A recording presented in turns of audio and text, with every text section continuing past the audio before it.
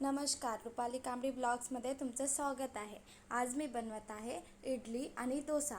तर म्हटले चला तुमच्यासोबत शेअर करते। खूप सोपी आहे बनवायला। एका वाटीने 3 वाटी एक वाटी घेतलेली आहे, त्या वाटीने 3 वाटी तांदूळ घ्यायचं।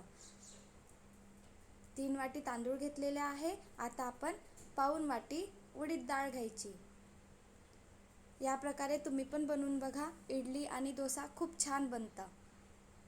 आता छान धुवून घ्यायचं तांदूळला पण आणि उडीद डाळ घेतलेली आहे तिला पण। तुम्ही कोणते पण तांदूळ वापरू शकता। मी इथे राशनचे तांदूळ वापरत आहे किंवा किराणा दुकानामध्ये इडली डोसा बनविण्याचे तांदूळ भेटत असते, ते पण घेऊ शकता। छान असं धुवून टाकायचं। डाळला दोनदा धुवत आहे आणि तांदूळला पूर्ण पाणी शुद्ध येतपर्यंत धुवायचं। 3-4 पाण्याने धुवून टाकायचं तांदूळला। आपली इडली जी आहे ती छान पांढरी बनणार आणि छान सॉफ्ट बनणार। मी इथे तांदूळ 3-4 पाण्याने धुवून टाकत आहे। बघा, छान असं घासून धुवायचं तांदूळला। त्याच्यामध्ये काहीच कचरा वगैरे राहिला नाही पाहिजे आणि शुद्ध पाणी वरती यायला पाहिजे, तेव्हापर्यंत तांदूळ धुवून टाकायचे। 6 तास इथे धुवून ठेवत आहे तांदूळ आणि डाळ आपण, आणि 6 तासानंतर मिक्सरमधनं फिरवून घ्यायचं। खूप सोपी आहे बनवायला, पण परफेक्ट बनत नसतं, कुठे कुठे चुकत असतं आपण। 6 तास भिजवून घेतलेले आहे। आता मी ज्या वाटीने तांदूळ आणि डाळ घेतलेले होते त्याच वाटीने पातळ पोहे राहते चिवडा बनवायचे ते घेत आहे आणि त्यांना छान भिजवायचं, धुवून टाकायचं छान। बघा, या प्रकारे छान धुवून घेतलेले आहे। इथे तुम्ही जाड पोहे पण वापरू शकता। आणि आता तांदूळ जे भिजवून घेतले होते आपण 6 तासानंतर मिक्सरमधनं बारीक करून घ्यायचं।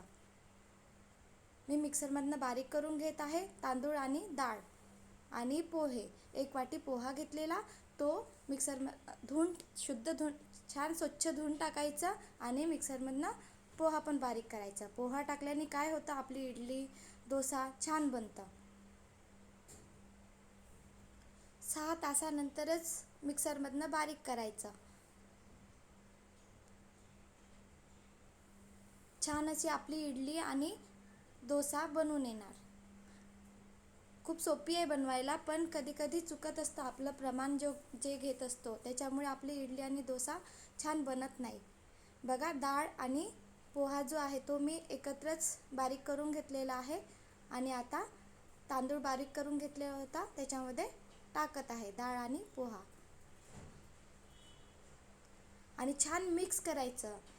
जेवढं आपण मिक्स करू तेवढं आपले पीठ छान फुलून येणार।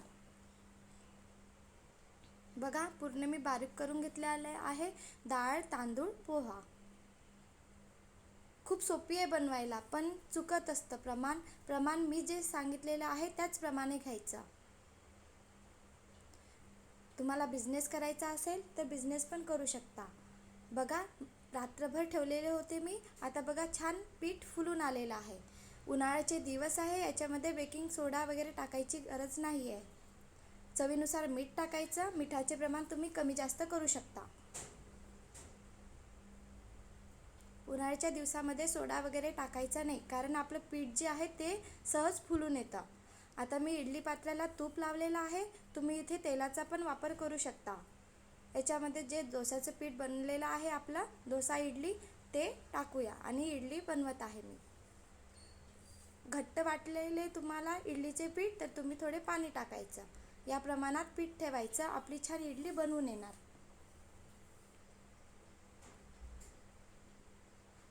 प्रीहीट होण्याकरिता मी इडली पात्र ठेवलेले होते। 5 मिनिट गरम झाले की आपण इडली पात्रामध्ये इडलीचं बेटर टाकलेलं आहे, पीठ टाकलेलं आहे, तर इडली पात्र आपण इडलीच्या पॅनमध्ये ठेवूया आणि 10 मिनिटसाठी शिजू द्यायचं। 10 मिनिटानंतर आपली इडली बनवून तयार राहणार। आता डोसा पण बनवत आहे, तर मी आलू बॉईल करून घेतलेले आहे। 2 कांदा कापून घेतलेले आहे, 2 टमाटर, कोथिंबीर, मिरची। आलूचे साल काढून घ्यायचे आणि छान असं मॅश करायचं, बारीक करून घ्यायचं। इथे मी आलूची चटणी बनवत आहे, त्यासाठी पातेल्यात कढई ठेवलेली आहे, त्याच्यामध्ये थोडेच तेल टाकायचं. आलूची चटणी बनवण्याकरिता जास्त तेल लागत नाही. तेल झालेलं आहे, मी जिरा सोडलेला आहे.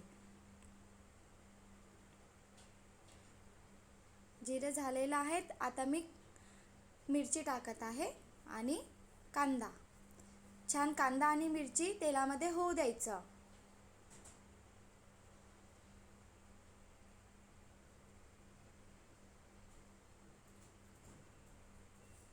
बघा मी थोडी हळद टाकलेली आहे. आणि आता आपण आलू जो बारीक करून घेतला होता तो टाकूया. खूप सोपी आहे बनवायला, तुम्ही पण बनवून बघा. डोस्यासोबत आलूची चटणी तर यायलाच पाहिजे. तर म्हटलं चला आज पूर्णच रेसिपी तुमच्यासोबत शेअर करते. आलूची चटणी बनवून तयार आहे. चवीनुसार मीठ टाकायचं. आता मी इथे बनवत आहे सांबार. तर डाळ शिजवून घेतलेली आहे.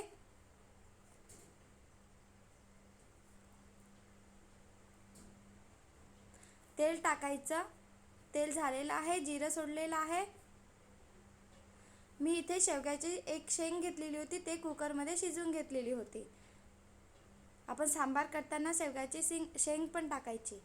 बघा कांदा छान होत आहे. आता आपण डाळ शिजवून घेतलेली होती आणि शेवग्याच्या शेंगा सहज मार्केटमध्ये भेटून जातं. कांदा झालेला आहे. याच्यामध्ये लसूण अद्रक पेस्ट टाकायचं आणि टोमॅटो थोडे शिजण्याकरिता मी याच्यामध्ये मीठ टाकत आहे. बघा छान अशी इडली बनवून तयार आहे.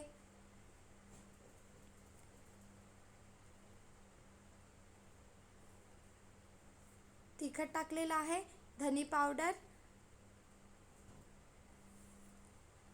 छान असं होऊ द्यायचं टमाटर.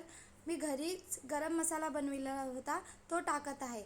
तुम्ही पण ती रेसिपी बघा. गरम मसाला सहज आपण घरी बनवू शकतो. मी सांबार मसाला विकत आणलेला नाही आहे. घरी जो मसाला बनविलेला आहे त्याच्यानेच सांबार बनविलेला आहे. खूप छान बनलेला आहे सांबार. छान असं मिक्स करून घ्यायचं. सहज आपण घरीच सांबार, चटणी, इडली, डोसा बनवू शकतो. तुम्ही पण बनवून बघा.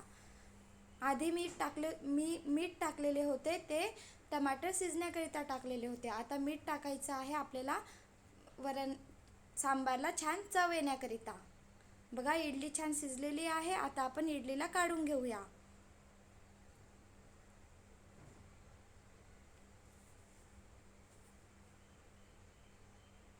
बघा छान अशी इडली बनवून तयार आहे.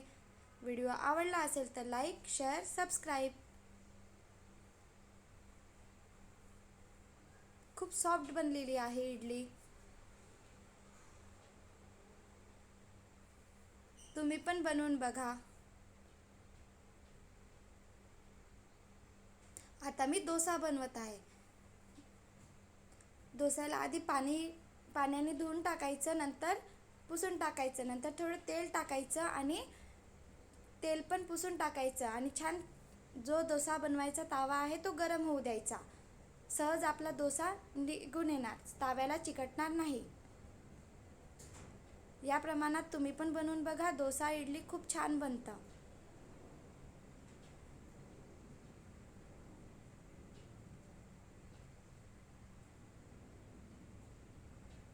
बघा छान असा डोसा बनलेला आहे. डोसा शिजत येत असताना आपण त्याच्यावर थोडं तेल टाकायचं, किंवा तुमच्याकडे बटर असेल बटर पण टाकू शकता. बघा छान असा शिजलेला आहे डोसा. आता आपण याला काढून घेऊया. सहज निघून येतं डोसा.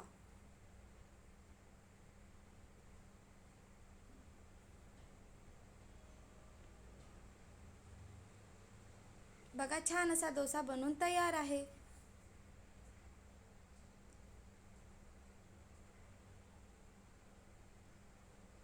खूप छान असा डोसा बनलेला आहे आणि इडली पण खूप सॉफ्ट आणि छान बनलेली आहे. सांबार, इडली आणि चटणीची रेसिपी मी तुमच्याशी आधीच शेअर केलेली आहे. Like, share, subscribe.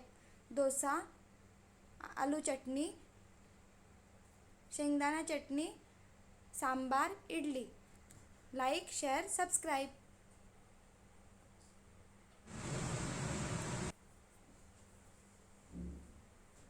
छान असा इडली डोसा बनलेला आहे. Bye bye.